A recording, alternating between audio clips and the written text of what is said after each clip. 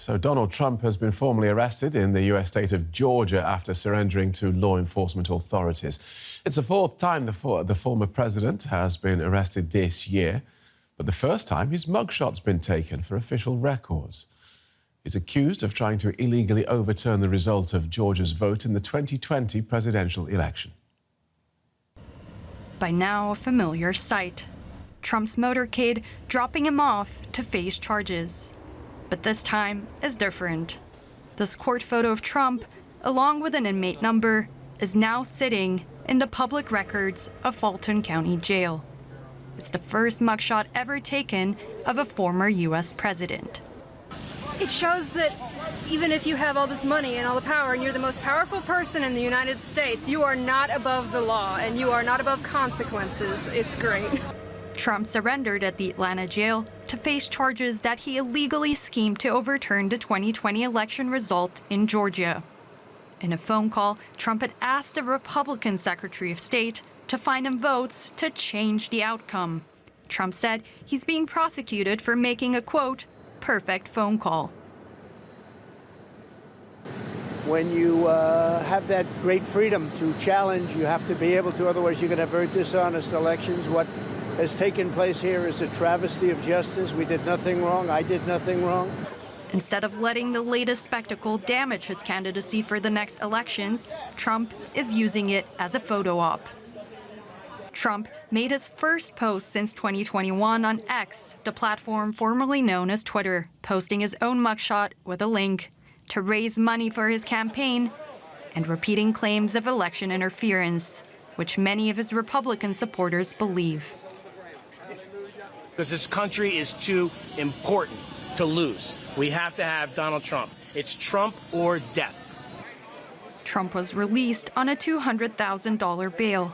With a grand total of over 90 charges across the 4 criminal cases, the ex-president faces escalating legal troubles. So where is the Republican Party in all of this, as its biggest vote winner faces potentially mandatory jail time and dominates Republican debates even when he's not there? Well, let's pick it up with Reed Galen. He's a political strategist and co-founder of the Lincoln Project, a Republican political action committee which was set up in 2019 to oppose Donald Trump's re-election. Welcome to DW. Would it be fair to say that with every set of criminal charges the former president faces, that his support and his grip on your party grows? I would say that you're absolutely right about that. He has never been more popular since the 2020 election than he is right now with Republican voters. If you look at the recent survey work that comes out here in America, more than 60% of Republican voters nationally want him to be the Republican nominee next year. And every time he is indicted, has his mugshot taken, as you just ran a story there, the people behind him become even more secure that he is the person they want. So your party was critical of him after the lackluster Republican performances in the 2022 midterms. So how have you gone from that to your current apparent supineness?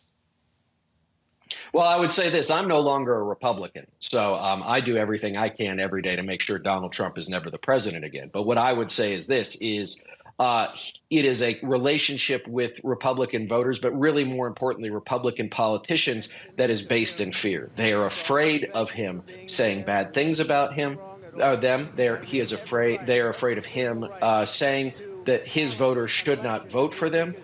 Look, there was a recent survey here in the U.S. that said if Donald Trump was not the Republican nominee, some 28 million Republican voters would stay home. And so that would mean that not only would Trump not win, but no Republican candidate would win. And let's be clear about this. What the Republican Party and its leaders were upset about last year was not the fact that he tried to overthrow a free and fair election or any of the things he said and done since he came on the American political stage, but that he cost them power, that the people he had chosen in his actions cost them seats in our U.S. House and our U.S. Senate. And so they are still in the same relationship where it's very hard for them to win with him on the ballot, and it's impossible for them to win without him.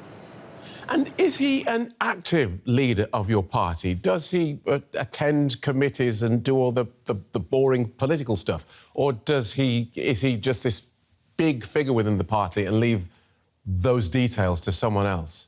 I'm trying to get an idea of how active he is there. Yeah, look, for him, the Republican Party is a means to an end.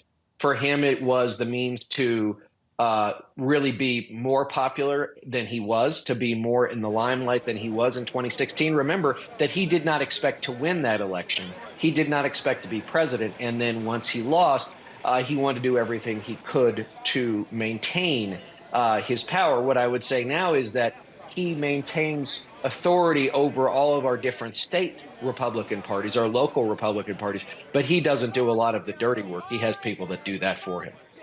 So this week we saw the first debate among potential Republican presidential candidates, and Trump chose not to attend and still dominated the event. How can non-Trump Republicans break through when the Trump circus is so dominant? Well, at this point, I don't even know that that's possible. If you look at Donald Trump's support, along with Ron DeSantis, the Florida governor, who's second, and then Vivek Ramaswamy, a young business person, they have about 85% of the vote between them, and they are all very aligned in a worldview, in policies, in the way that they would govern, that they say that they'd want to govern, the way they see about American foreign policy. And that leaves about 15% of Republican voters for anybody else. And so at this point, I would say it's almost impossible that Donald Trump, should he want the nomination, wouldn't get it next year. So is that now the Republican model? Has Donald Trump so changed that party that only the most rabid, anti-gay, anti-minority, woke warrior can stand any chance of success in the Republican Party? I would say in most places, yes. Now, there might be some states, there might be some legislative districts in which that's not the case. But I would say this, is that Donald Trump and his belief system and what he has done has seeped down into states, into localities, into different party structures. It would be very difficult for someone who opposed him or who did not go along with the things he says and does to get elected. So, in effect, he has radicalized the Republican Party. Well, let me say this. I think that there were radical elements of it. I think that there were people in this country who were not involved politically that came to the Republican Party when he appeared on the scene. And so I think that this was a situation in which a lot of opportunity met preparation. There were people who were very, very conservative. Someone like Trump, remember, he's not really what we would consider a conservative. He's not really what we would even have considered a Republican before he decided to run for the Republican Party nomination. But he has turned the party into his vehicle. It now belongs to him, and it will be his as long as he wants it. So can you see any way the Republicans won't choose him as its next presidential candidate, regardless of all this criminal activity and legal activity around him? I mean, short of him deciding he doesn't want to be the nominee or some exigent outside event, health problem or something like that, hard for me to see how he's not the Republican presidential nominee in 2024. Fascinating. Thank you so much for joining us and outlining that for us. Reed Galen, co-founder of the Lincoln Project.